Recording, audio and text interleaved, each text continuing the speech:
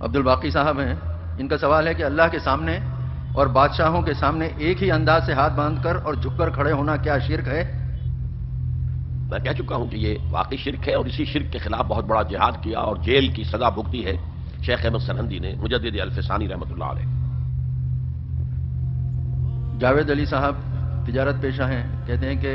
تجارت اور قوم پرستی اور فرقہ پرستی کا یہ شرک کے زمرے میں نہیں ہے؟ تجارت کا تو کوئی تعلق شرک سے نہیں ہے، اگر آپ اس میں اللہ کے احکام کی خلاف ورزی نہیں کر رہے،